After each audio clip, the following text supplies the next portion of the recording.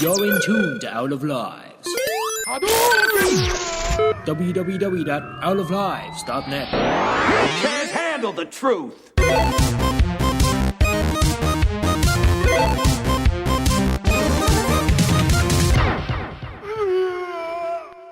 Hello and welcome to the 51st episode of Out of Lives. Whoop, I whoop. am Scott Sedman. Today I'm joined by the free bird, Sophia, Hello.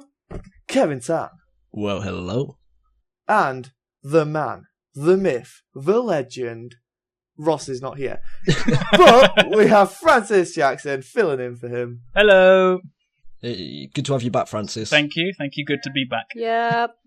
Ross is getting old today. Yeah, he's off celebrating his birthday, so everybody wish him a happy birthday. Happy Happy birthday, Happy Ross. birthday, Ross. He got a nice cake. Did everyone see that cake? Yes, that was pretty awesome. That cake was brilliant. Why don't you describe it for the listeners, Scott? Well, it's basically him sat on us. No, that's not what it is. That is not what it is. Sounded raunchy. There's some tongue and some assholes. What is happening? I did not sign up for this. This is my Ross and Scott fanfiction. It evolves from what happened in London. It's really good. It's going to be like a 3-episode miniseries on HBO at some point. I'm looking forward to There's this. probably some Game of Thrones dragons and some. I should Neat. probably get on with a show. Like that's for another time. So obviously, as always, we start with our highlights of the week, and we'll start with you, Kev. What's your highlight? So my highlight of the week was I actually got round to seeing Deadpool, you'd be happy to hear. Ooh. And Deadpool, I have to say, is now one of my favourite Marvel movies. It was amazing, and it was just over way too fast. The whole film was perfect, from like the action to the comedy to the villains.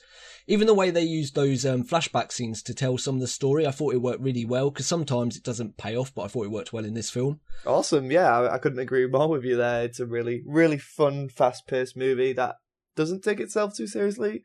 It could have gone a little further with all the fourth wall stuff, but for a first-time outing. Yeah, I think they had to slowly introduce the audience into this definitely. wall thing, so I think it had just about the right amount. And I have to say, actually, my favourite part of the whole movie wasn't that. My favourite part was the taxi driver Deadpool combo. Oh, yeah. Those Brilliant. two were amazing, and I thought to myself, I would love to see just like a buddy movie, road trip movie between those With two. those two. I think the chemistry would be absolutely amazing.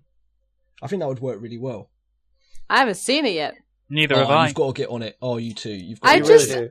I don't get hyped for movies anymore, and You it's don't kind need of. to be hyped to go and see a great movie. It's But incredibly yeah, I'm not funny. hyped. I don't give a shit. Here's the thing: the only movie that I've been super hyped about for not really a good reason is 999. Oh, so God, it's That's hyped got about bad it. boring. reviews. That has got bad Nope. reviews. But listen, I saw the trailer. Freaking awesome trailer.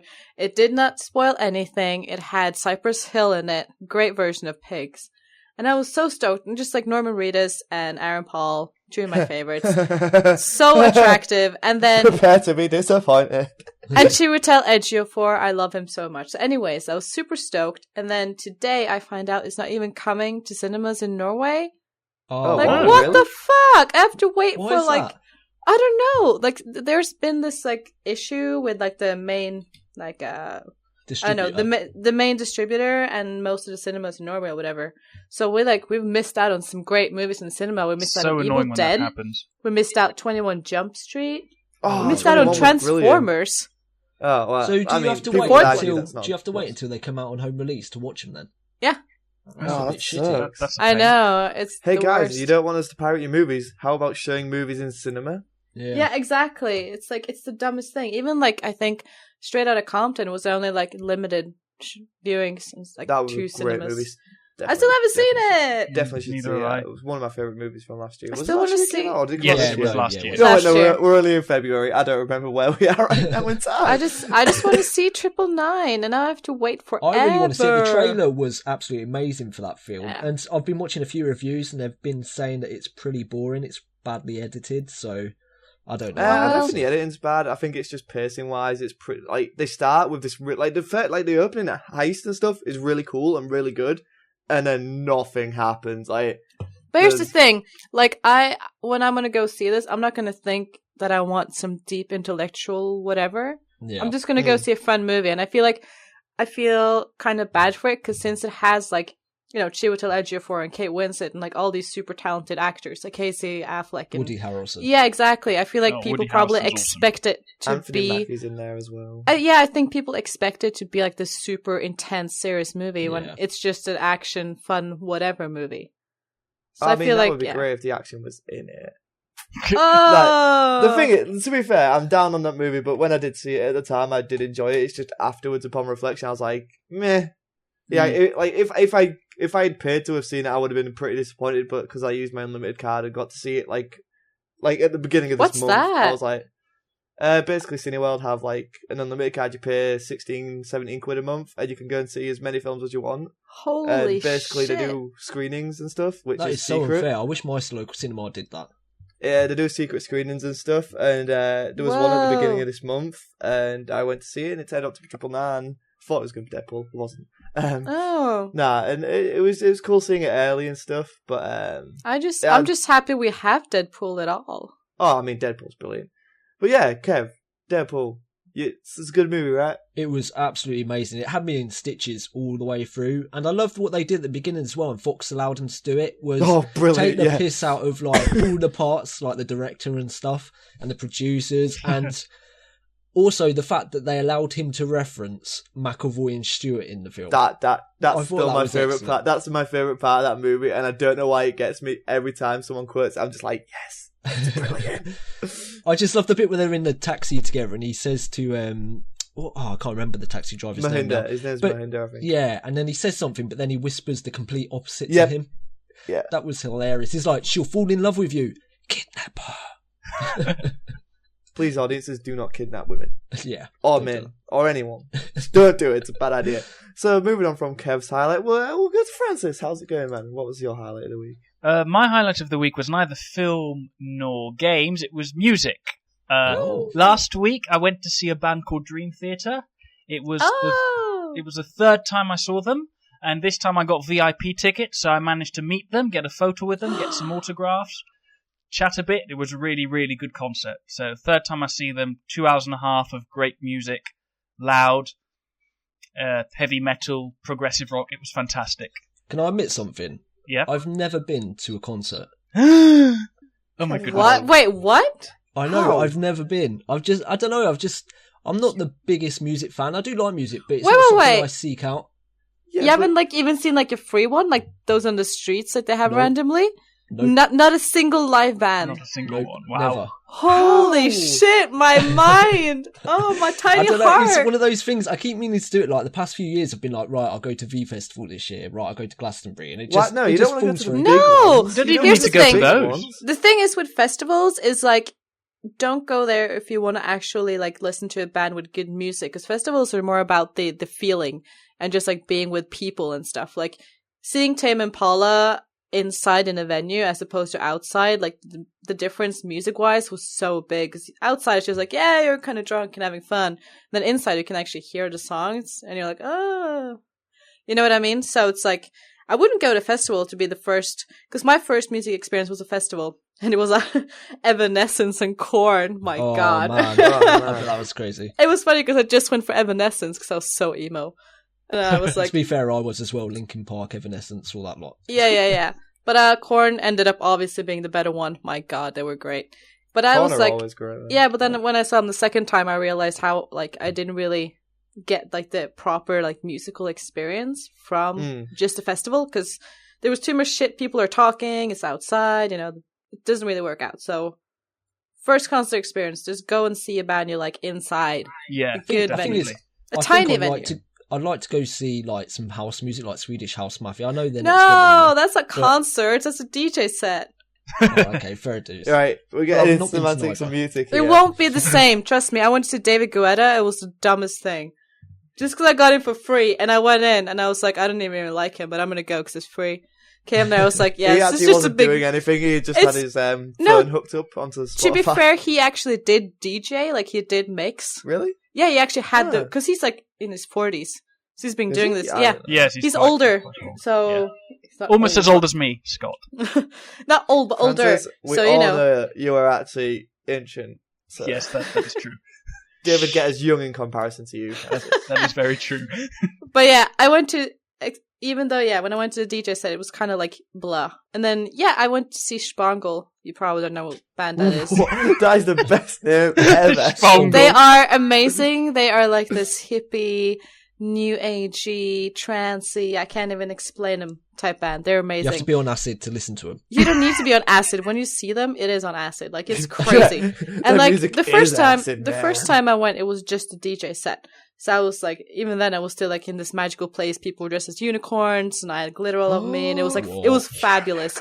And then the second time I went there and they had like a live show and I was just like, what is this? And I was just like, I don't know. I probably looked like I was out of my mind, dancing with like a globe and, I don't know. I looked mental, but it was the most liberating, best thing ever. But don't do DJ sets because it's not fun. Meh. Pro tips. There you go. Out of lives. The more you know. Out of music. Out of music lives. Coming soon. Out of tune. Out of tune. That's brilliant. Classic. What were we talking about? Highlights. Highlights. Oh, yeah. But we'll move on to yours, Sophia. What's your highlight of the week? I don't even know. Here's the thing. Straws. What? Straws. That's your highlight of the week. Straws? Yeah, straws. Oh, because I'm drinking with a straw. I don't know. No, that's not. If that's my highlight, my God, what a sad week. See, well, it kind of was. Here's the thing. I sort of expected The Walking Dead to be my highlight. It was not. I'm just going to wait with a rant because I'm pissed. Okay. I guess rant here if you want. Yeah, well, I guess my highlight was watching an episode of Shameless, but that's always a highlight. Oh, Shameless is awesome. That's old school. The British show. No. Oh. Not the The British. Norwegian Shameless. That's what I was thinking. Like, wait. Norwegian Shameless is like a bunch of black metal dudes running around in the forest, drinking homemade beer and burning churches. That's Shameless in Norway. No, that would be awesome. I mean, what? No, I mean the American one. There's an American one? Shameless. They ripped off another British programme. God damn Is it about the British? The British. Oh, fought out, man. The British version you got to watch. Fought out. I thought it was American. Oh, no. That was horrible. Oh, yeah. No. I watched the American version. But yeah, I watched The Walking Dead yesterday, I guess. The day before. Anyways, it was the worst ever. Like, after the first episode of, like, the break, when was it? Like, 2 weeks ago. Yeah. Yeah. Amazing. It was awesome. I almost peed my pants because it was so good. You know what I mean? And then this comes, and I was like, okay, don't expect anything. Just pretend it's your average-ish kind of good episode. And then it was done, and I was like, what the fuck is this bullshit? It was the worst. First of all, there were like 10 zombies in it. Not even 10. Probably like 5. It didn't fit your zombie quota. It needed more. When I started watching Walking Dead, I wanted zombies. I don't know about you guys. I didn't go there to see some like fucking drama, romantic, whatever bullshit. I went there to like, oh, there's zombies. Cool. I want a series with zombies and dying or whatever. So, because I'm Norwegian, because we love that shit. And I was like, okay. So in the beginning, I was like, what is this episode? I'm not going to spoil anything, but yeah, I was like, what? Okay, maybe something's going to happen. Oh, there's maybe a new character. Cool. And then it's just all this family drama, and I got like flashbacks, like Lori standing in front of that dumb fucking farm. And I was like, this is going to happen all over again right now. What, they're all like fine now? And it was all that dumb humor, and then, oh, I hate it. Do you not feel those sort of episodes, though, build up to the big ones? No, it's just shit. This one did not. It was just literally a filler episode so badly. It was the worst. If this was an anime, it would be filler. Honestly, I'm not going to say I'm not about. I don't know either, mate. I'm just trying. I'm not going to spoil it for people listening, but there is romance, and it is the worst thing. I might be just a bitter, lonely. I might be a bitter, lonely old lady, but I hate that shit. Like, I almost like closed my laptop. I was like, how dare you have romance? How dare you? I'm alone. But to be honest, when you're competing with a zombie apocalypse, I would have thought romance is one of the last things on your mind. No, it's all about love. That's what keeps you alive. Yeah, you got to repopulate somehow, right? It's all about love. Yeah, well, that's not necessarily love. Zombie babies. Hey, like, it's not Dawn of the Dead. I was going to say, that was the worst ever. I hate that scene. I'd love that that's Phil Dunphy from Modern Family. But yeah, Walking Dead was the worst. I hate it. I didn't sign up for romance or drama or like friendship. Fuck that shit. You know what I mean? Let's all be morose and somber. I just want to see people be bitten and die and be zombies. Maybe next week. Is it so much Probably to not. ask? No. I think apparently 6 seasons in, it is. Mm-hmm. Anyways, rant Anyway. over. I'm done. Yeah. Done? You done? You good? I'm super done. Awesome. And as for me, my highlight of the week was probably this week's episode of The Flash. It was really good. I've not seen it yet. Don't ruin I it. won't spoil it. Do you know who the villain is of this week? Yes, I've I seen do. it all over Twitter. It was really So you, funny to- you know it's King Shark. Then. Yeah. King Shark was back, and for a TV show that has 22 episodes, which means I have to spread the budget out over 22 Which means episodes. got 22p per episode. It's a lot of The episodes. fucking visuals were amazing on King Shark. Like, I do not know how they found the money. By to any do it. chance, were all the visuals at night time? Because apparently it's easier to do CGI in the nighttime atmosphere than it is the daytime. Actually, yes, it was. Yeah. But, and a lot of it, you can tell when they were saving money because it's like, ooh, where's King Shark? And they have build up to it, and it's like, but we can't just show him just yet. So let's add some more. We don't have the into money. scene. A lot of headshots, no body shots. No. Like when they showed him. It's just like they're trying to bait him out, and it's like, oh, he's coming. Hey, wait, 1 minute, and then they have more dialogue. It's like, and then he comes. It's like, right, okay. That's what she said. Like save as much time. Yeah. Yeah, she did. No, it's a really good episode. A lot of character development, some Barry and Wally stuff, which is awesome, and just the visuals are really good. And King Shark is always a fun villain. I'm still yet to watch last week's episode 2 of the World 2 stuff. I watched What? the episode 1. I've still got to watch the second episode. Wait, you haven't watched this Escape from F2? No, Oh I watched my God, the first watch it. episode, but not the second one. I need to watch that. And we also got a reveal of who Zoom was. No. Did you really? Yeah, we did. Oh my god, I'm on it tonight. And Let's I'm see what's even going more on tonight. confused than ever. And it makes no sense, but we'll find out next week, hopefully. It's going on I don't tonight, know. though. It's a really good episode. Like the last 3 episodes of Flash have been really good. Like F2 was amazing. I like how they showed it. Escape from F2 was not as good as F2 episode, but it was pretty good. And then this episode was also really good. So I'm like, Flash season 2 found itself at episode 15 or something. I Like, enjoyed it. I've quite enjoyed the whole of no, the season 2's been okay, but it's not been as good as like when season 1 was good. And I think part of it is because Captain Cold and stuff. Yeah. They're on another show, and like Captain Cold is always brilliant when he's on the Flash, and he's such a good part of Legends of Tomorrow, which is airing tonight, which I'm excited about. And then Arrow's just again just been hit and miss. What is season. better, Flash or Arrow? Flash. Right now I'd say Flash. Well, to be fair, we're comparing it to Arrow. I'd say Arrow was better in its early days, but after season 2 Arrow, season 3 was really bad of Arrow. I really didn't like it, and season 4 Yeah, it's I've had watched some up really to good season 2 moments. of Arrow. But the bad moments outweigh the good moments in season 4. There So, are like- too many series. I don't have time for all this. Exactly. Yeah. I Yeah. end up seeing. There's so many series I want that people recommend. I end up don't watching any. You watched Game of Thrones, didn't you, Francis? I won't be watching it this year. What? I did not come like on. season 5. Yay! I'm I not did not the like only season one. 5, so I'm done with it. Oh, mate. You just broke my heart. I'm sorry, Kev. I had so much faith in you, Francis. There are too many names. It's too complicated. No, the names are fine. I can remember the names. It's just I don't want to spend too long on this, but all I'm going to say is I don't like how season 5 focused on shock value rather than story development. And Was that it- just Hasn't it annoyed been me. like that from the beginning, though? No, because No, season 1. Well, apart from the end of season season 1. 3, I think went closest to with some shock value scenes. Where I go, what's the point of this? But season 5 took it to another level, and it seemed like they were sacrificing certain key moments just to put in these shock value moments, and I just hate it when shows do that. I just felt like Yeah. all the nudity was kind of unnecessary. I felt there It's was. faded out a lot. No, agree. when do I agree. watched it, I was sort of like, okay, the dialogue is so boring. So they were probably like, oh, here's some boobs to keep you distracted. No way. Keep I can't on agree with watching. You that. got I the can't agree with tits. that. That's how I felt. Let's not go down. I'm in the middle point. I I don't- agree I don't sometimes. care. I don't agree sometimes. Okay, I think we'll the go. dialogue's Dialogue good. is amazing. I do think the dialogue's very good, but sometimes I do think, okay, why are you showing me boobs? I mean, what? Because boobs. Francis, That's why. come on. See, Yeah, I they're get fun. that, but at the same time, give me more story.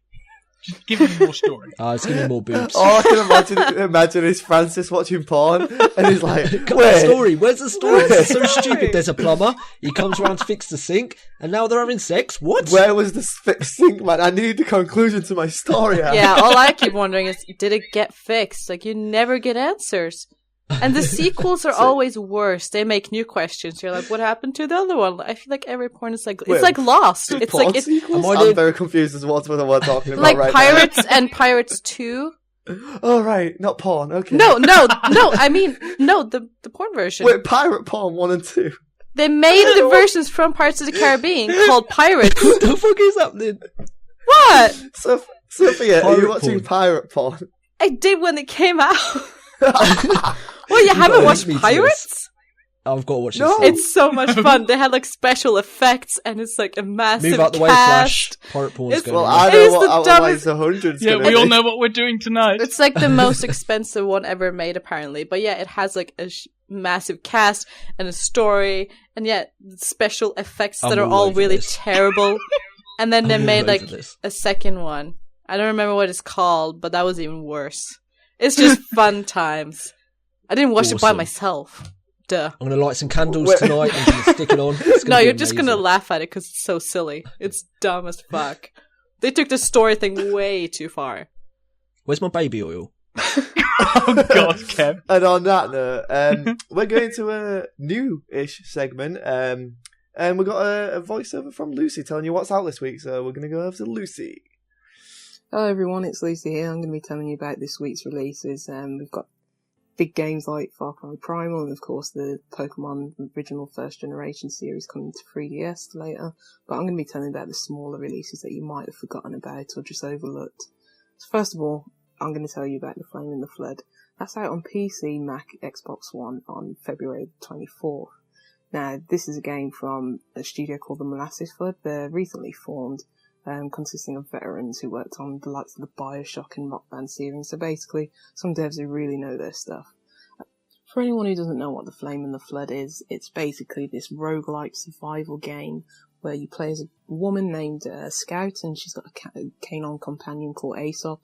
They travel along this river in this post-apocalyptic dystopian world and trying to find some respite and solace at the end of this river on a makeshift raft.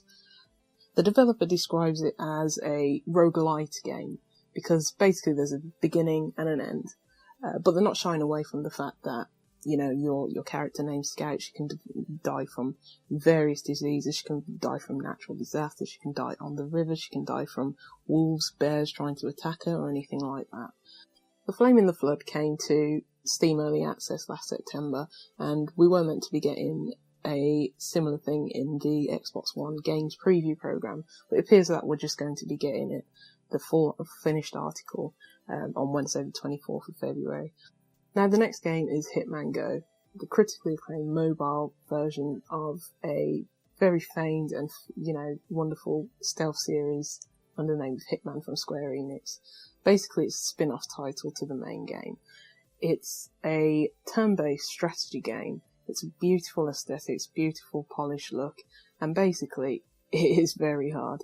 So anyone who thinks, oh, it's a mobile game, I don't want to pick it up, you know, conserve your opinions until you actually play it. It's fantastic. It's out on PC, PS4 and PS Vita on the 23rd of February, so it'll be out by the time you're listening to this anyway.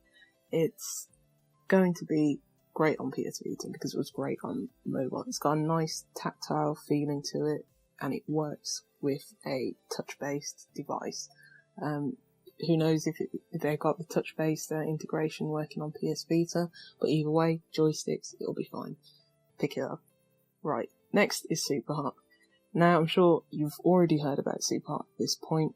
Xbox have been very keen to show it in the lineup of their Idea Xbox titles, but it's actually coming to PC, Mac and Linux on the 25th of February. It's minimalistic, first-person, well, you class it as a shooter, but the twist is that time only moves when you do. So, bullets, projectiles, ballistics, they only move once you do. I mean, there's going to be a story behind it. We haven't heard much about it since it was launched as basically a freeware game. You can play the demo online now. But basically there's going to be a full story behind it, and there's going to be several levels behind it. So it's going to be a fully fleshed out experience. It's meant to be coming to Xbox One next month, hopefully the developer says, but for now it's on PC, Mac and Linux. Right, on Wii U, we even have something for Wii U. It's a good week. So we have Inside My Radio. Now I played this on Xbox One, and it's also been out on PS4 since. It's a fantastic music-based platformer. The twist on this one is that your movements, just like in Super Hot kind of, your movements are dictated by the rhythm of the beat. You play as a little green LED named Tayek, and he's actually living inside a living and breathing boombox. And he has to go find out what is making this boombox act up. And so basically all his moves, so either a head slam or jump or dash, all of those have to be done in time with the beat. It's a fantastic little platformer. And if you've got a Wii U, or even if you don't, if you've got a PS4, Xbox One or PC, go and pick it up. But it's out on Wii U on the 24th as well. Now here's one that not many people have heard of. It's called Love You to Bits. It's an iOS game. It's actually the spiritual successor to a game called Tiny Thief. You can pick that up on iOS or Google Play now. It's a nice, cutesy looking point and click game.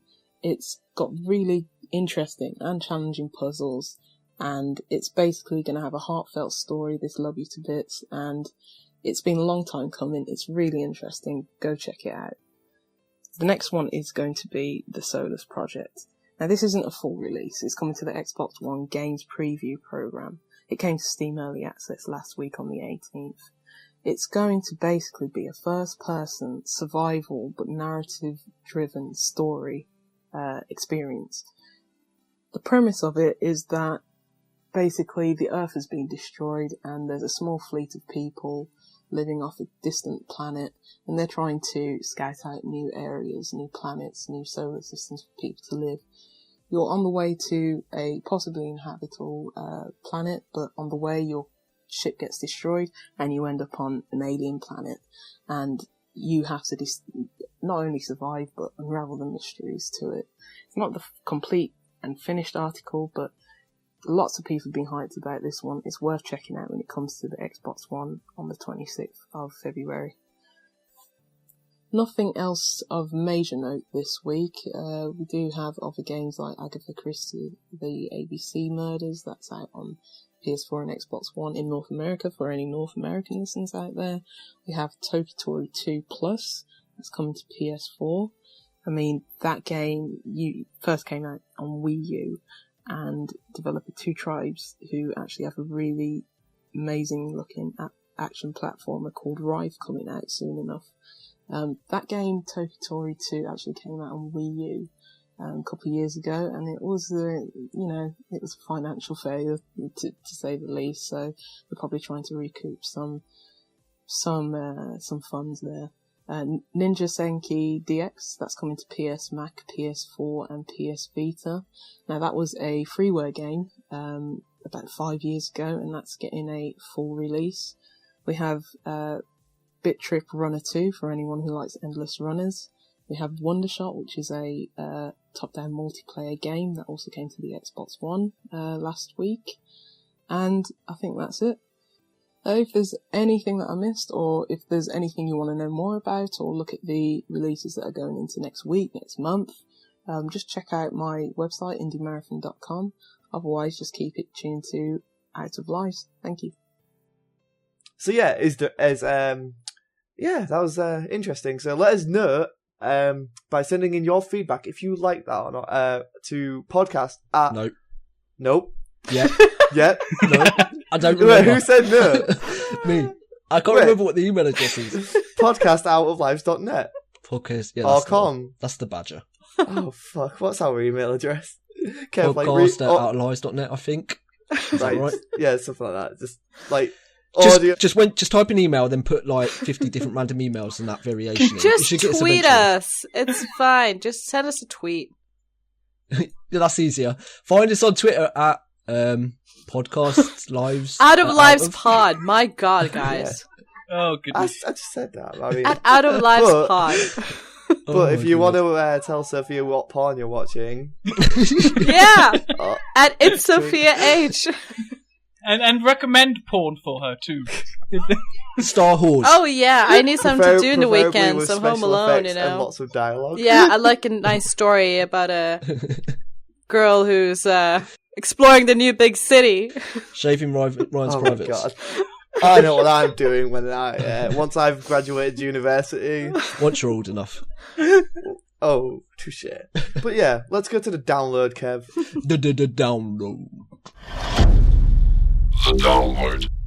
So in the news this week, we're mixing things up. So I'm going to bring to the table Quest of Dungeons. I don't know if any of you have checked it out. No. It's out on Xbox One, Mac, and PC right now. It's developed by Upfall Studios, by David Amador, who we have an interview with, and I also reviewed the game for Xbox One. Cool. So shameless plug there. But it's now coming to 3DS and Wii U. The 3DS being the perfect platform for this game, because it's just procedural. You can go in there. It's pixel art. It's really cool. It's really it can get really difficult. Although I beat it on hell difficulty last night, and I was really proud of myself. I was like, "Yeah, go me! I've got an achievement." Woo! But yeah, this is really cool news, and hopefully, eventually after this, you can bring it to PlayStation, and I can bring it on my PS Vita. What type of game is it? I mean, what's roguelike, top down? Top down, right? And It's okay. a real time turn based Okay, game. cool. Like I basically, may when check you that out. move, the enemies move. So that's this cool. just come out. It's coming out on 3DS and Wii U. It's been out on Mac, Right, okay, Linux, I see. So it's on a different platform. PC, and Xbox One. Yeah, And you say it's better for... handheld. I feel like handheld is where it should be. Like Why? the port, because you can just be like, you know what, I want to go and run around in a dungeon. Like whereas Xbox One, you're like controller, but I've got other stuff to play. Like, but if I'm on the go, it's a perfect on the go game. Oh, okay. Can you get it on your phone? No, not yet. Ah, boo. Maybe that'll be his next step. We don't know. Well, I might talk to him at some point, and we'll ask him that. Tell him to I'll put it on tweet Windows him. Phone, because there's no game on Windows Phone. True. Kev, you should just give up on Windows Phone. That's true, But too. I've got Pokemons. You do have Pokemons? I have But the Pokemons. is that and it's free. Yeah, but that's not a real Nintendo licensed game No, or It's version a complete of rip-off, it. but Yeah, it's you good. were using a ROM. No, it's not ROM. It was on the Huh? market. It was actually on the Windows market, so... What, really? Yeah, Really? Oh my god. and it was free. They have all loads of licensed stuff on there that's not meant to be on there. It's not regulated at all. It's great. And now they're going to get it removed. Well done, mate. Kev. You've just ruined it for everyone. Also, for me, the news this week, Pacific Rim 2 is apparently still happening. Maybe. Who knows at this point? This is literally the thing that tears me apart. Every time I see Pacific Rim 2, I get really excited, and then people just keep telling me it's cancelled. I think this is genuine now. I think this is actually... It has They've to got a new happen, director right? and everything. So Yes. That's what I mean. The news is that Stephen S.D. Knight, we all know him from Spartacus. Well, and if you don't know him from Spartacus, you'll definitely know him from Marvel's Daredevil, which premiered on Netflix. He was the head writer and executive producer of Spartacus, was that the Game of Thrones prologue? yeah, Yeah. yes, Okay, good. it is. that. Lots of nudity and dragons in that show as well. Yeah. It's got more Sister nudity. of Dragons! It's actually got more. To be fair, the ending, like, didn't they recast Spartacus in Spartacus because the actor died? Whoa. What? Yes, the actor he died of some sort of cancer, so they changed Holy shit. Yeah, Spartacus. Oh, snap. No. yeah, Deep and cuts. I got all and sad. then Jack Hortney was in Spartacus as well, wasn't he? Wow. Yeah, I I can't think he remember. was. I think everybody said that, like, points to that whenever they say he's crap. And there was a Manu Bennett, wasn't he in Spartacus? Or Mike? I haven't watched it in a while. I mean, it is the Spartacus that ends, like, one of the last episodes is where he's like, everyone's like, I am Spartacus. Because that's, like, the best thing ever. I was so happy at that finale. It'll be interesting to see how Stephen DeKnight transitions from TV to movies as well, because this is a massive multi-million-dollar blockbuster, isn't it? And he's never done anything like this. I think this is actually shows a lot more about what's been going on behind the scenes than, like, most people will tell. Because, like, Guillermo del Toro, big-ass director in Hollywood, everyone knows his name. Obviously, it's a sequel, so they'd have to pay him a decent amount of money to come back And is he coming back? I thought he was just He's producing. That's what I mean. But he's so not instead pay of him then, paying are they? him millions to come back, like you know what I mean, like X amount. All they first time directors, which is what he is, normally get paid around $250,000. So rather than paying millions of dollars to get Guillermo to direct, they're probably going with the new direction and to make it cheaper to actually make the film, because obviously it made $411 million worldwide at the box office, which isn't amazing, and it was basically saved by China. So thank you, China. We love you. They've got to watch the budget this time round, because the budget is what nearly killed the sequel. They just spent too much on it. So I think making moves like this is where they're trying to save money, because they can't skimp on the special effects. The special effects need to be there. Yeah. The visual effects need to be there. Mm-hmm.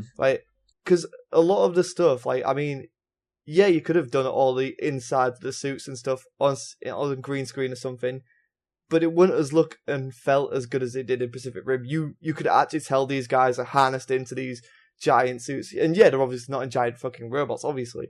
But you felt like these guys were actually piloting it and stuff. And as long as the attention to detail is still there, which I think it will be as if he's actually producing it. Like, look at Ninja Turtles. Michael Bay produced Ninja Turtles. Mm-hmm. And his fingerprints are all over that movie. He didn't direct it. From what you can tell. Yeah. He didn't direct it, but I have friends at uni who thought he did direct it because it's that much like Transformers or any of his other movies, you know what I mean? Yeah. So I'm hoping Guillermo stays faithful with it. And I think Stephen S. Knight has a massive respect for source material. I mean, look at Daredevil, how well he did that. So yeah, he did that really well. It's in really good hands. Yes, I would have loved it for Guillermo to do it, but obviously he's got stuff on his plate, and obviously Sophie's going to mention something. He might be working with Kojima right now, so if he can't do it, but he's wanting to produce, and obviously he's passionate about this project, because I mean most people would have given up on it. So I would. It's in the right hands. You'll probably find with a smaller budget as well, they'll probably have less Jaeger fights. It'll be more of the on-ground personal stuff, because there was a lot of destruction and like robot shots and like big monster shots in that film, wasn't They should there? do more love. Who knows? Yeah, romance. Bring it on. Oh my god, kaiju love. Dumb. Wait. Oh, kaiju porn. There we go. Kaiju porn. It exists. Rim It job. probably exists. It blatantly does. I'll have do some Let us know, research on it for Sophia. next time. Yeah. Pacific Rim job. Story of my life. No. Yeah. Speaking Speaking of Kojima, I think Sophia has some news. I do have some news. So Kojima's been busy. He has been hanging out with Norman Reedus, and he's been hanging out with Guillermo. He's talking about Guillermo del Toro, and he's been doing all this kind of cool stuff. And then he told us, yeah, there's not going to be a Silent Hill, and I kind of cried myself to sleep a little bit, because I was like... I think we all did. Yeah, I was kind of like... I mean, I knew it wasn't ever really going to happen, but like, getting like the final... Like, there's a part of us that were all like, come on guys, Yeah, it was that little... We all were in the death rattle, just like, oh, we can make it. Come on, PT was so good, just a little... And then it was like, nope. And we're like, oh. Konami would probably sue the living crap out of them, though, if they did that to try and make it. Yeah. They've got to make another game in the horror genre, because I think that's where their Definitely. talents would be suited most. Yeah. Well, yeah, I mean, Norman Reedus is a great actor, and Guillermo, I mean, Pan's Labyrinth, guys, Pan's Labyrinth. Mm-hmm. But yeah, anyways. Pan's Labyrinth is a brilliant film. Yeah. So good. So, yeah, now they're working on a new IP with Sony, and he wants to make it like sort of a transmedia series, meaning it's not going to just be a game, I guess, basically, you want to go to a point where you have all the dumb little statues of whatever is in the game on your bookshelf in the boxes. That kind of IP, not just like, not just like, here's a game. It's like, oh, I need to get like the comic that some person made that has nothing to do with the game, but it's cool. You know what I mean? I think it's really cool, the whole transmedia idea, because I'm really interested to see how Quantum Break does it, because if they do it right, I think it could be a really cool experience. And judging by what we've been hearing, they probably have done it right. And that was a cool trailer for a game. Oh my god, when I saw it, I almost pissed my pants. I was like, what is this? The only thing I worry about, though, with like Kojima and Del Toro and that, is whatever they create would be a bit too abstract in the way it plays. Because if you think about Metal Gear Solid, that's like convoluted as hell. And PT, even PT was like really hard to finish. But I because it know was so a hell of weird. a lot of people who bought Metal Gear Solid 5 and had no idea what Metal Gear was. Yeah. Yeah. And, I also think. Sorry. No, you go. No, you go. I was just thinking, I kind of like the thing about, well, I didn't like PT because it scared the living crap out of me. But I mean, I like it in a sense artistically, and as a game, Yeah. it's a beautiful, whatever it was, a teaser. Mindfuck. Yeah, Is it- but that's a technical I term. enjoyed the fact that it wasn't so crystal clear what it was, where we're going, what was the target. It was just an experience. And I think those types of games are becoming bigger and bigger. Like, look at Journey, all the success Journey's had. It's a very abstract type of game. The thing is, if you notice with those sort of games, they're always smaller. Yeah. If you try Yeah. and translate that to something that's, I don't know, 20, 30 hours long, it could be a bit too much. Well, I think if I don't think PT would have ever been 20 or 30 hours long. I think that would have been an 8 to 10 hours, because yeah. even if it was really good horror, who wants to sit through that kind of horror for 20 hours? Oh, I yeah. don't think anyone does. But I think if anyone So- could make an IP that sort of not mixes, not just being scared all the time, but maybe those elements, I think it could be Kojima, because I think that he could, with help from, Del Toro or Norman Reedus or whoever the hell it is, he could be the right person to make something that is longer than just PT and make it so that gamers won't just they'll stick with it. You know what I mean? Maybe he'll create a cool little horror series that will change how we look at things. How much do you want to bet that they make a game that's called Silent Halls? Not Hills, Halls. Silent Horrors? Halls. Halls.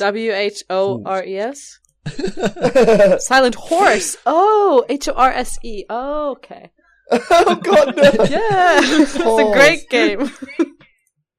Silent Horse. Oh my god, Silent Horse would be a great game. It would just be D-Horse from Metal Gear Solid Oh my god, 5. no, it will be the And- horse from The Ring, and you'll stand there and be all scared about it. Be like, what is going on? Suddenly it's like, "Rrrr." That's not a horse. That's not a horse sound. It's dumb. Norman Reedus is doing motion capture for the horse. I feel like if Kojima asked me to do that, I would do that too. If he was like, oh no.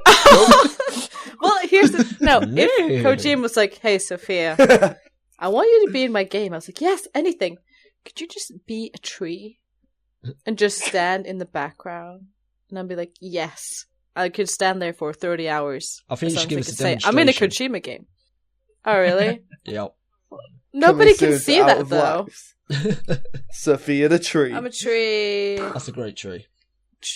And then we can Wow. tweet it to 10 out of Guillermo 10. and Norman Reedus and Kojima, and you'll get hired as I a want to tree. be a tree. That's my They used to be an advert that thing. said that. I want to be a tree. I want to be. Completely Well, off topic. trees are in these days. I mean, Groot made trees be like the cool we go thing. off topic quite a lot. Ugh. What other story do you have up for us today, Sophia? Sorry, the other story? Well, Yeah. it's same in the horror genre. We're talking about horror, which I'm really excited about because horror is the best thing ever, in my opinion. Totally But is. yeah, so Stephen King's It. Pretty much everyone knows about it, I think. Yeah, the really scary Yeah, well, clown. and if they don't know, If you're scared of a clown, that's the reason, basically. It's Yeah, it's the exactly. thing that made clowns super duper scary. Tim Curry. But yeah, anyways, so the original Pennywise. movie came out in 1990 when I was born. Fun fact. Apparently it was a TV movie, which I had no idea it was. I thought it was a normal movie. Yes, with Tim Yeah, it's Curry. a TV movie, which is like I did not considering, like, realise that till I looked it up. no. That's like really cool. But yeah, anyways, now they have basically greenlit that it's going to be remade. And I'm kind of, here's the thing. So first of all, the director, Andy Muschietti, I think that's how you say it. He directed Del Toro's Mama. So I didn't see that one. I just Mama saw was okay. the original, the short one. Oh god, yeah, what it's based on. Yeah. Yeah, that was horrible. Oh my god. I panicked. But yeah, so it's cool that he's not really a stranger to horror, and it's going to get an R rating, which I think is great. Because if it didn't, no. Then it Yeah, wouldn't, anything yeah. less than an R rating would have made me like disinterested in the movie. So I'm glad they've actually nailed that down, because I think a PG-13 rating for horrors is okay if it's more of a psychological horror, if you know what I Yeah. mean. But if you're dealing with a killer demonic clown, then you really need that R rating, don't you, to show you all the gruesome crap that we really want to see. Exactly, and they keep telling, like, they've said, that they're going to keep close to the source material, and, And when I first heard it, I was kind of like iffy, but then I thought about the fact that if any type of movie but can get better by being remade, it's horror movies, because so many effects keep like being outdated. Like, I loved the Evil Dead remake, even though the original is great. The remake had so much cool stuff Totally in it. agree. I was literally Just watching that last night as well. Fucking phenomenal remake. Phenomenal movie on its own It right. is awesome. But Yeah. as a remake, so good. Like, I don't think there's like, Yeah.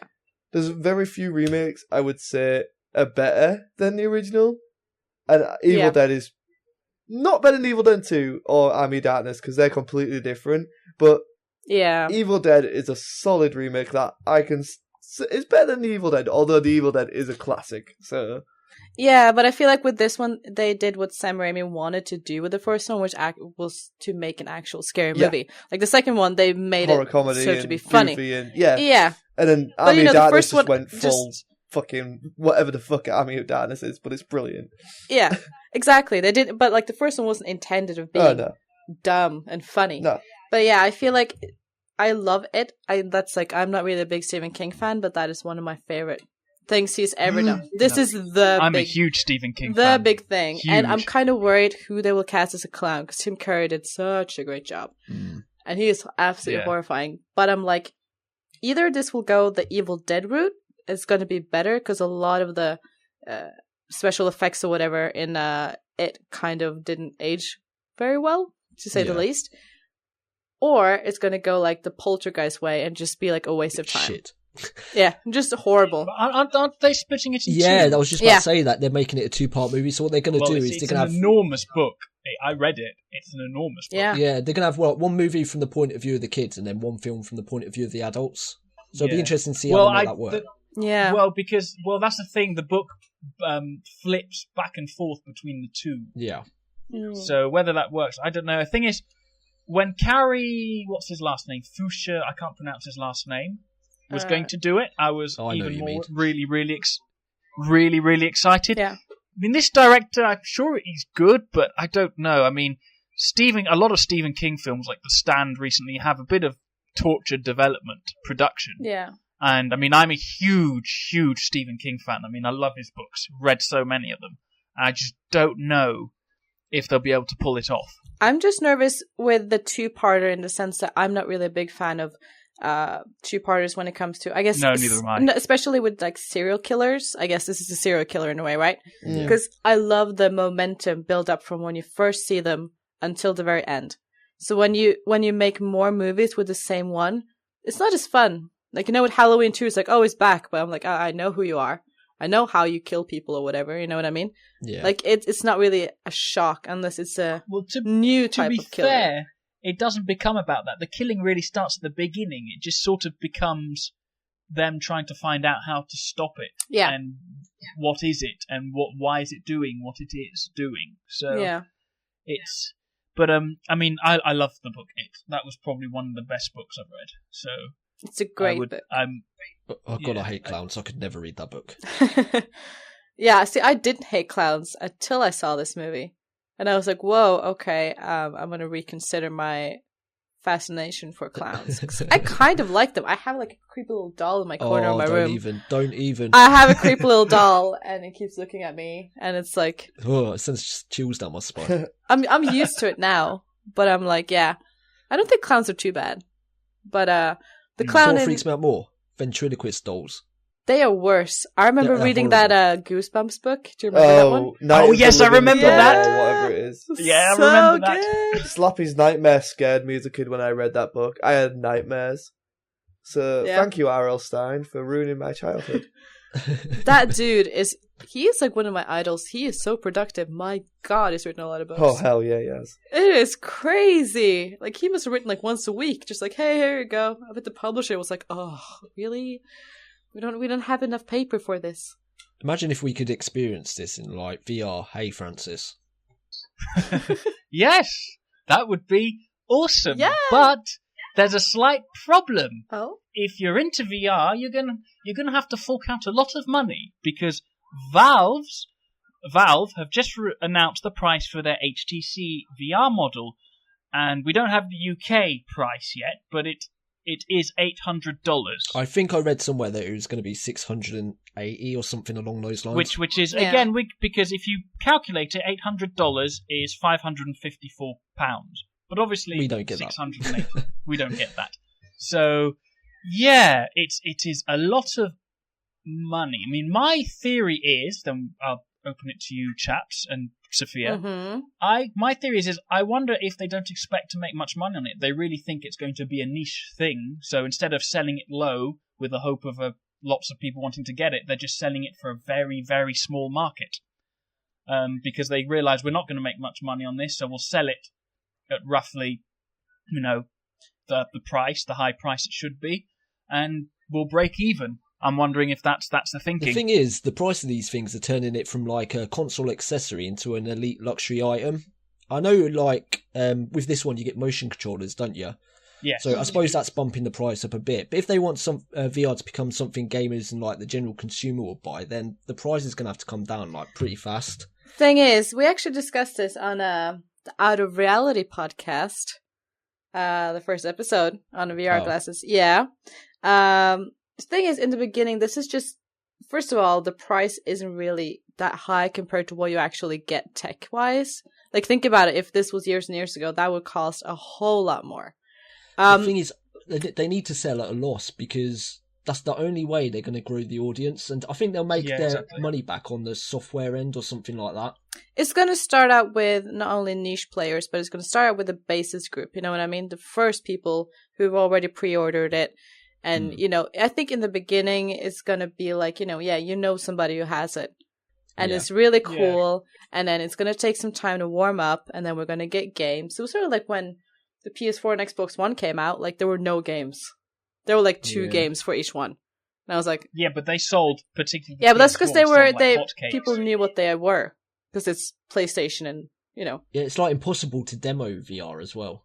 Yeah, that's what they need to get better at, is just like, just give it out there. It's still, I guess, for a lot of people, they probably feel like it's very out of reach. Because it's very like, where do you try it? How do you try it? But I guess, it's getting better. I mean, I've seen people on the street demonstrating with them, and like in Oslo, they had like this thing where you could go in the museum and try them on for free and that's cool. Do whatever you wanted to do. So I guess it's getting better. I guess it's just people are still kind of hesitant about it. I have tried VR and I've enjoyed it. But to be honest, another problem, I mean, obviously there's the issue of having a rig that's powerful enough. My rig's powerful, but not that powerful. But secondly, I don't have room. Those things take space. I don't have room to just have it somewhere. That's why I think it's going to start off with the core players who are going to get it first, and then it's just going to grow itself bigger and bigger. It's going to take a bit of time. Admittedly, and this is an interesting point, I was in... a local bar as students do, and they have the TVs on and stuff, and I wasn't really paying attention to it because we were discussing something, and an advert came on for, I don't know if it was the Oculus or something, but I was like, they're actually trying with this. I can't remember. I think it might have been a HTC, but like there was a VR headset on there, and I was just like, so they are trying to appeal to mass market. It's just for sure. So Sony have an opportunity here. Oh, they do. Because they can look at those prices and go, and gauge the reaction and go, okay, do we drop the price? Do we take a loss? Sony has the capacity to sell it at a loss because then they can make all their money back on the software. Yeah, definitely agree. Because what Sony could do is, well, everyone who has a PS4 can use this, whereas not everyone who has a PC can use the Oculus or whatever. Exactly. And they can go, right, look, we want this to be successful. If we sell it at £500, it's not going to sell.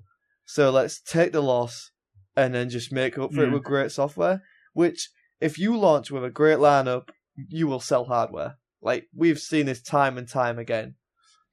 And what would you say to a £349 price point for Sony's VR? I mean, that's what I think it will be. I mean, I'm not going to buy it. They have to bundle a game with it. That's for sure. What the closest thing to convincing me to get it, I mean, I still probably wouldn't, but if they bundled it, for example, with No Man's Sky, then they've got my eye. Then they've got my attention. Then maybe go, maybe. That's not a bad call, But the thing is, Sony, if you're listening, Yeah. Hello, I'm Can't giving go you this over idea. 400. Hello, Mr. Royalties, Sony. 5%. Done. Can't go over Outlaws 400. on it. Sony cannot go over 400 with their VR headset. Yeah, I probably still wouldn't buy it day Oh, no. one. I mean, would I buy it down the line? Depends what we're getting for games. It's not going to be a fad. I mean, I don't necessarily it's going to be a huge warring success. I suspect it'll be the middle ground. Well, as you were saying, as we had the guest in on Out of Reality, there's so much money being poured into this that it cannot fit. Like, literally, like, you don't set this up to fail. It is going to be an overtime thing.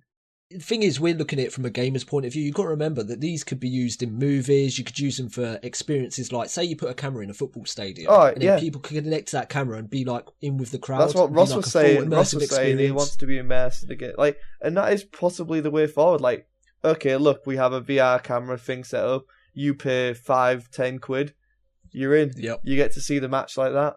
Exactly. Yeah, that's true. Yeah. You could do it with concerts as well. You could be on stage. The possibility is infinite at this point. I always go back to, like, with movies. Imagine you're watching a horror movie through the headset. Like, you're in a virtual cinema and you're watching it on a big screen, and then you turn left and there's Freddy Krueger in your face. The immersion it could give you to that movie would be crazy. What about PT in VR? Oh, fuck no. I wouldn't be able to do it. Like, yeah, that would be like a challenge on Fear Factor or something. It literally just, like, there's the one moment of when we played PT before all the lights were off, it was midnight, and it's when you look up and there's the guy there, I ran into the kitchen, I shat him. I'm not afraid to admit I was very drunk at the time, but it scared me so much that I run into the kitchen and was like, nope, I'm done. Not playing this game anymore. Nice. So if that was in VR, I think I would have probably run into a wall and hurt myself severely. Yeah, I was so hungover when I played it. January 1st. That's how I start the year off. I wake up and I'm like, hey, should we play PT? To my two other friends who are also hungover. And we're like, okay. And then someone had already played through parts of the game. We didn't know that, so we thought we'd start from the beginning. So 3 seconds after we start playing, the fucking woman shows up. And I just like, this is the new year. Francis, so I'm glad it's 2016 what's your other story, man? Sorry to cut you off there, Sophia. No, don't worry about it. I babble like yeah. She's in her own little bubble. The second story is this weekend there was the open beta for The Division, and Ubisoft have released a number saying that over 6 million people played the beta, and that it was the best for the most amount of people participating in the beta for Xbox One and PS4. So it's done pretty well. I didn't play Neither did I. Me neither. Did anyone? Has anyone here played it? The shit out of it. The open beta. I know you're excited, Kev, so tell me, what's it before like? we go into that, I just want to expand on what you're saying a bit. So, from what I was reading earlier, the previous record was Destiny, which had 4.6 million players. But the thing is, you have to remember that... that's spread over 4 consoles. Yeah, exactly. And plus, like, more people have adopted the new consoles now, so there's bound to be more people in these betas. So, I don't think we can put too much stock in how many people were playing it. I also think, like, The Division is going to have to thank Destiny for a lot of its success in the future, because speaking from, like, mine and my friend's point of view, Destiny has got a bit stagnant lately with its content, and I think what The Division is going to do is it's going to fill that niche where people who want to play those loot-based games. So I think a lot of the players that are on Destiny at the moment will transition over to The Division, so I think that's what's going to give it a huge boost. But as for the beta was excellent. The only thing I'm concerned about is I'm a bit worried about how much content there's going to be in terms of space, because they seem to be putting a lot of stock in the Dark Zone at the minute where the multiplayer stuff happens. And every now and again I see an article somewhere about a certain area has been cut out the game, and I don't know how much of that is true or not. But oh, really? Yeah, there's definitely evidence of that in what's it called? I can't remember what it is, like where the original trailer was something. They showed there and they were like, it's not in the game anymore, but it could come at a later date. And it's like, basically, you're not going to get it all done for launch, so you're cutting it off and going to sell it back to the consumer, which is a thing that I hate. But that's. I mean, we don't know. I mean, remember, sometimes things get cut in development. Remember, it was revealed 3 years ago, so things have changed. That's one thing then. Ubisoft has to stop. A perfect example is Final Fantasy 15, the reveal trailer for that. They've cut out the that attack scene on the city. Have they? So Yeah, it happens. They say there's another city that gets attacked, but that part of the game is the one we see in the trailer's not there anymore. So, it's sometimes development things change. I mean, yes, knowing Ubisoft's track record, you sort of think this is what I'm worried about. I'm worried that it's going to come later in DLC.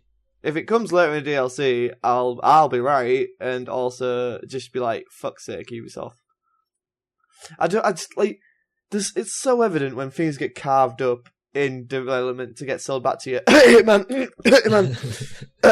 Sorry. Got a cough. But yeah, I get it. It's a business. It needs to make money. But look, don't fucking show something that you're gonna sell to your consumer at a later date when it's meant to be in the game, right? If you're gonna release a game, just do it in a year cycle. Bethesda proved that you can release a game announce a game before 6 months before it comes out, and it'll still sell fucking shit tons. So Ubisoft, don't announce a game 3 years before it comes out. Cut it up, downgrade the graphics because you can't get that target render. It just makes people upset. We're more disappointed when a game looks amazing and you downgrade it than announcing a game that looks good. Amen, brother. Yeah, that's true. I mean, I expected it to be downgraded because also it's an online game, and obviously they need to downgrade it for the online as well. But yeah, Ubisoft do that a lot. They keep showing games. You go, it's not. But now at this stage, it's not. I'm waiting for them to say For Honor's getting downgraded because. Which one? For Honor, the one that I'm really excited for. For Honor didn't look massively graphically intensive. I know. I'm being facetious, Francis. Being facetious. Okay, fair enough. I am excited for For Honor. I'm looking forward to seeing what they do with.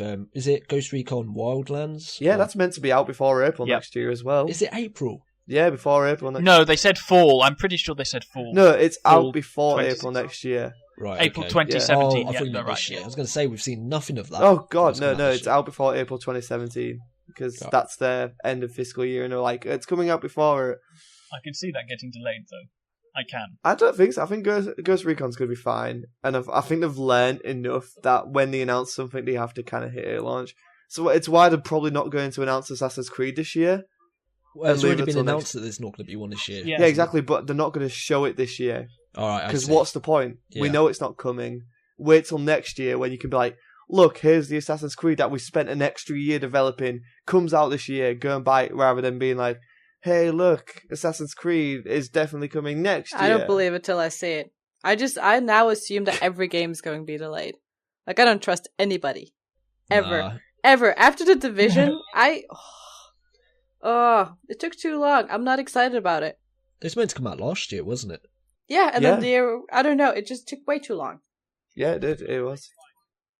It got delayed twice. 2014, then to 2015, and then to 2016. I always say, though, it doesn't bother me delays, because then at least I know they're trying to take their time with it. I'm for that, but I mean, like, Ubisoft kind of take the cake. Like... Yeah. But look at Bethesda with Fallout. Completely agree. Yeah, but they did it the right way. But some companies are there to build hype. Look, when you Fallout know a game like Fallout, when it's going to be announced, it's going to be hype. But obviously, when it's a new IP, they probably want to announce it before. Well, yeah, but even a year out, just not 3 years. Yeah, I thought. No, I agree, not 3 years. No, but I think The Division went a bit too long. Same with Quantum Break. So it's been too long. I agree with Sophia, but there's like no way in hell I'm not buying Quantum Break. Like, for sure. I will support Remedy in Remedy have built this like trust with me where I will buy their game no matter what, even if it's bad, because Sam Lake and that whole team, like, you can tell they care about what they do. They won't release a bad game, or like they will push it to the max. They just Alan Wake was a superb game. I'm still waiting for that Alan Wake backwards compatibility so I can actually finally play it. Need to play it. It's one of my favourite games of all time. Yes, so you'll buy Quantum Break regardless? Yep. I'll just be What if it is as broken as Tony Hawk? Well, then I've just spent 50 quid. Wow. But I will have Alan Wake backwards compatibility, so I can play that. There's an upside to everything. I hope there's a new Tony Hawk soon. I think Tony Hawk is dead. Just the best of times. The best of times. So, Kev, let's wrap this up with your quick news stories. Yeah, so the first one, so according to the MPAA, who rate movies, Batman v Superman will get an R-rated home release called the Ultimate Edition. Woo! Now, obviously, with the film being released in only a few months' time, chances are that One month. It's exactly 1 month. It's coming out in 1 month. It's 1 month. Yeah, Is it it's 1 month? literally March. Yeah, it's next month. 25th of March. Yeah. Jeez, it's that close. I didn't even realise it was No, that neither close. did I. Well, to be fair, Deadpool So snuck excited. up on me. Deadpool was just out, and I was like, oh crap. Well, with it being so close, chances are that there'll be like no new scenes in it, or just probably they'll add CGI blood, or maybe they'll add a few old scenes that were cut to make the PG-13. That's what I Maybe think we'll it see is. Ben Affleck naked again. Yeah, maybe you see his big schlong, eh? Yeah, like I'm in more interested in was it his Gone arsehole. Girl? Yeah, Was it? It's It was a side Gone view Girl, of right? his schlong. I was like, Jesus Christ, Affleck. I know. who's I imagined was so random. Like, why did you Well, put that in you there? see Ryan Reynolds is cock in Deadpool. What? Yeah, When he rolls out of bed, you see it. That's it. I'm going to I didn't cinema. notice. Bye. Oh, that's what I should have sold stuff here on. You see Mr. Reynolds take it up the ass. Yeah. I've got my fingers crossed with this as well, that they'll be able to do a limited R-rated version release to the theatres. I don't but, think you know, that's it's not happening, going to happen, Kev. is it? Nah, it's never going to happen. I'm not bothered if they don't. We'll see what it has, the uncut version. Do you think this is linked to Deadpool though, or do you think this is I something they think were this is planning reactionary. before? I think this is reactionary. I don't I think so too. No, I don't. It's Zack Snyder. I do not think Do you it's not? reactionary. We've seen him. He did He will do Yeah, true. whatever Watch- he wants. But He will why go for the didn't he do it with R-rated. He'll Man go. of Steel then? That's very true. The one problem I have, and this is a really good point that Sophia brought up, like just mentioned there, the Man of Steel not being an R-rated. Superman isn't an R-rated character. Nah. Not True. like No, He's but a remember, dummy. it might not be. Remember, R-rated. When they said R-rated Deadpool, I thought it meant 18. It's a 15. Yeah, it's 15. yeah, I know, but okay. NC-17 Superman is 18. all this. It's like they're aimed at kids. Like I get Deadpool being R-rated. No, I totally agree. But what happened? But what happened if it does? I mean, The Dark Knight wasn't a 12. Well, it wasn't a 15. Should have been. What happened if they go that route? We know we're like That's fine. psychological Like element. the Dark Knight pushed it as far as it could go, and that was fine. Yeah. So making it a 15 home release, I'm like, it's cool, but I think how is there going to be an alternate? Like, is there going to be the film version? I think there'll be alternate scenes, like they'll add in that they've had to cut. I think that's definitely going to be in there. Who knows what's going to happen with it? It'll be interesting to see what's there rather than what's not. I feel it's reactionary, and I think that because Deadpool is a very mature comic, it Yeah. fits to have an R rating, but Batman isn't really a mature comic. Like, it became it mature. can get with mature. no- Could but be. No, but like with Christopher Nolan, it became very mature because the way he made the movies, it became very serious. No, I you mean, know? Dark Knight. some of the comics, like the Frank Miller comics, Yeah. Oh yeah. if you made them, they would be 15. Yeah, but it's Like also the Killing but Joke. it's also The Killing Joke is a 15. but things like that. that's They're- not what this movie is. This movie is Batman versus Superman. No. Superman is a key element of this, and I think making Superman in this like a bloody movie, like yes, Superman Yeah. might not do all that, but I think taking a character that is so kid friendly and I don't know, I'm worried. Like No, I agree. But I don't necessarily. My point is, I don't necessarily think it will be blood that will make it. to hopefully 15. not. I'm hoping you're right. rated R for rocking body. Well, Yeah. Yeah, you'll see Henry Cavill in I'm underwear. Yes, I'm mother okay with may that. I? if you judge off like the latest trailer that dropped for this film as well, that whole scene with Batman, I thought that looked like really violent. It was. Oh yeah, that Yeah. was hard like hitting. he just grabs the guy, smashes Yeah. him on the crate. Yeah, that's Punches very his head visceral. through the floor. I was like, Yeah, Classic that's Batman. crazy. That's what I mean, but that's nothing that we haven't seen in Dark Knight and stuff, like in Nolan's trilogy. No, but it's more. No, I think like that trailer is It's more more raw. the action because Christopher Nolan doesn't do great. No, action I didn't like scenes. the action that much in. This is far more, in your face. Batman, you expect, a brutal kind of Batman, efficient but brutal. This While is with Dark Knight, 300 Batman. it was a lot of in the dark, flashing lights, so you never Yeah. saw his blows completely. While with just that 2-minute scene from the trailer, you saw Batman just going in, Wrecking face. no holds We'll barred. see. We'll see how it. We'll see what happens. But I'm unsure on this. Like, if it is CGI blood, then that definitely proves it's reactionary. Like, Yeah, because that's just Okay, like, yeah. why That I would why the agree. fuck would you do that? Like, there's no need for it. but if it's Affleck's schlong, Then we're good Let's to go. move on. Let's move on before we start talking about penises again. It's too late. So, this is more of a discussion piece, and we'll just get through it really quick. But Xbox One had its February update this week, which added some new features like being able to see who's in other players' parties and stuff. Oh, interesting. But the real reason I bring this up is because the size of it. If I remember correctly, I think it was about 0.5 GB in size, the update. And I'm just wondering where you guys stand on like game updates and system updates, and if you find it annoying that they keep taking up your hard drive space, or you constantly having to update stuff. Does it annoy you?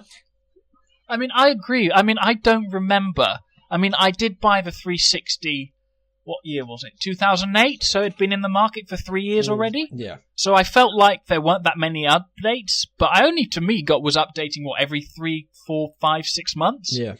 To be honest with these, I mean, they're getting better, and I think it will gradually, as it go on, we'll get to a point where the updates will be the same amount as a 360. But I do find it annoying when it's like, I've got to update when I want to turn it on and I want to play. I mean, you can, because you don't connect online, but at the same time, just, get this done with. But to me, it just annoys me. It's like, get your things right from the beginning. Mm-hmm. You know what people generally want in their systems. Okay, some things may not be doable, but get things right to the beginning so you don't need to do as many. I think there's pros and cons to each side, because on one hand, you could have like, we've got something really cool we want to put in the game, so now we can update it for you and do that. But then on the other hand, you've got, I want to play a quick game of this quick. Oh shit, I've got a 1 GB download, and I've only got. It's going to take me like an hour. My Xbox is on instant on, so it downloads them automatically. But I totally agree with you. Like, but it's just the world we're living in. Most things are coming out broken now. Most things need patches, and it sucks, but still, like, would you rather have a broken game or a patched game? I just wish they'd pay more attention to what they're putting out in the first place. I mean, look at the Xbox One. It's a completely different console from when it launched. Has way more features and stuff, and it's for the better. It's had a different UI, which it's still the thing is, this is what gets me. Even the PS4, some people say it's better. I look at my Xbox One, I look at my PS4, I turn on my PS3 and 360, and I think the usability is still better. I love my 360. The 360 UI is amazing. Better. My Blu-ray player on my PS3 is better than my PS4. Don't start me on Xbox One Blu-ray player. I've got a few scratches on my disc. The PS4 has a hissy fit. I put it in my PS3, it plays it fine. Fucking last night, oh my god, Kev, you saw my rant in that chat. Xbox was having a hissy fit because of the servers being down. So you go and play your Blu-ray, which doesn't require anything. The app fucking says it needs a disc. Why the fuck does it? That was everything. That was doing it on games. It was doing it on DVDs. Blu-ray player, the thing that should be hard fucking driven into that fucking console, was saying, please insert a disc. I was like, I'm fucking done. I'm fucking done. Just rage quit life. There's stuff like that is silly, and it can't happen again, or else there's going to be certain words. I swear the Xbox One has been down more than the 10 years I had the Xbox 360. That's probably true, to be honest. But that is also due to the increased numbers of people on servers than back in 360 as well. The thing is, when they announced, we've gone from like 50,000 servers to 500,000. 300,000. Yeah, they bought back 300,000 servers. I forget, and it's a paying service. Forgive me if I'm a little less. Yeah, that's true. I'm paying for a service, and when you don't, don't provide said service. No, but it's technically Sony. When Sony they gave out because they had PS Plus gave out a day extra because of outage, and some people saying, well, why it was only a day, does it matter? Well, it does, because it's in violation of contract terms of service, and they've been doing that a lot, so they've probably done it because they're going to get in trouble if they don't. Yeah, I was going to bring that up as well. The thing is, you have to acknowledge the mistakes and just fix it so it doesn't happen again. Right. And with that, I think that's the perfect time to wrap up the show. We've got one more news there, don't we, Scott? We should quickly talk about it. This Friday, when this podcast goes live, right? Yeah. Probably. Kev, the podcast goes live on Fridays, right? Thank you, that's what I was waiting for. Yes, it's true. See, we used to launch it a different day. This is what happens when you fucking move the recording day. But that's not the point. So, when you're hearing this at 3 PM on this day, so it might have already happened, who knows? This is getting weird now. Nintendo are doing a 5-minute Pokemon event which I think me and Francis are unanimously agreed that it's going to be the new Pokemon game, main series Pokemon game. 110%. If it's not, 110%. I will post a topless picture to Kevin. Way, and I shall post it across the whole of the internets. That is his choice. I shall send it to Sophia to make funny memes out of. Yeah. It's got to be a new Pokemon game. I mean, I don't think they talk about Pokemon Go because that Nintendo's got very little involvement in that. It could be Pokken Tournament. Pokken Tournament. Apparently, there might be still a couple of characters left, but 5 minutes. You could easily say, give you a minute because. Yeah, I mean, Smash took half an hour for 3 characters. Yeah, well, I remember when they announced Pokemon Y, the presentation was 5 minutes, but they spent 3.5 minutes talking about the previous Pokemon games. So you could easily just cut that and give you 1 or 2 things you could show. I suspect it'll be 1, and I'm hoping it's the next Pokemon game. I hope it's just 5 minutes of 5. gameplay. Yeah, exactly. So, but even if it's not, even if it's 4 minutes of all the titles and stuff that they're bringing out this year, and then just be like, here's Pokemon. But without a doubt, there's a new Pokemon game getting announced. It's the 20th anniversary. They're not gonna. I mean, some people saying, "Oh no, the red, blue, and yellow 3DS Virtual Console games come out Saturday." They'll talk about that. They'd be really stupid to talk about that. Oh yeah, I mean, we all know what red, blue, and yellow's like. and they already released a really cool trailer for it. Exactly. Yeah. Okay, so that wraps it up. That wraps us up the show. So before we go, we always plug stuff. So Kev, we'll start with you. Plug anything, bro? Yeah, just find me on Twitter at Don't Shoot Tiny. Look out soon for our Game of Thrones podcast, Out of Thrones, and I'll throw it back to you, Scott. Okay, and I'm gonna slide it over to Francis. Nothing much to plug, I'm afraid. Just the usual. I'm on Xbox Live. I'm on PSN. I'm on Nintendo Network. PSN is Agent Smith 16, Steam, YouTube. Although don't know why you'd want to follow me there. All the other Nintendo, Xbox. That's only Link 97. That's it. That's all I want to plug. Okay, cool. And you, Sophia? Twitter at It's Sophia H. I got a website, sophiaharris.com. Sophia with an F, Hariz, Z, whatever you say. I blog. Z for zebra. I blog there to. Z for Dragon Ball. Yes, Dragon Ball Z. World War Z. A horrible movie. But yeah, I blog about stuff there. I wrote a piece that's coming out tomorrow about video game journalism and its future. So it's me being all serious and stuff. So you can go check that out. And I also am working on a little project. So I want you to tweet me what you think an idea is, and we'll see what happens. Oh shit! I meant to. Yeah, you did. That was a hint. Shame on you. I'm on it. I'm just kidding. But yeah. It's after my pirate porn. It's Sophia H. Follow me on Twitter, and happy birthday, Ian. Boop. Happy birthday, Ross. Happy birthday. Happy birthday, Alex. Life. I believe it's his birthday as well. Yeah, happy birthday, Life. Happy birthday, anyone whose birthday it is today. Yeah, not just the 3 people we kind of know. Yeah, excited about life. Actually, crap, I think it is probably some more people's friends on my Facebook that it's their birthday. So let's go with this. Yeah. Let's go with this. Kev, you might have to cut this a little bit out, but okay, yeah, no, I do have birthday. Oh crap, it was Emily's birthday today. You're happy birthday to Emily. Oh, happy birthday, Emily. I remembered. Happy birthday, I remember too. And it's just Ross and someone called Kenny Kurt King. I won't reveal his last name, but Jesus Christ, that kid. Oh. Anyway, happy birthday to all of them, and happy birthday to everyone. Follow me on Twitter at Scott794. I'll be posting my production photos and stuff of a film I'm working on, which I can reveal the title of. It's called Four Walls. Woo! That's about as much as I can say right now. It's a porn film. Yeah, it features pirates. People squirreling on other people's jigglypuffs. Ben Affleck's penis. Yep, and everything else. Please do get in touch with the show. Tweet us at Out of Lives Pod or podcast at outoflives.net. That's the email if you didn't get that. Yeah, and that wraps us up for another week. So thank you all for joining me. And me. And me. I suppose Kev. And me. Well, yeah, no, Sophie is always a pleasure. We're Team Awesome right now. Yeah. So till next week, guys. Thanks for listening, and we're Out of Lives. Mwah. Cheerio. Bye. You're in tune to Out of Lives. www.outoflives.net. You can't handle the truth.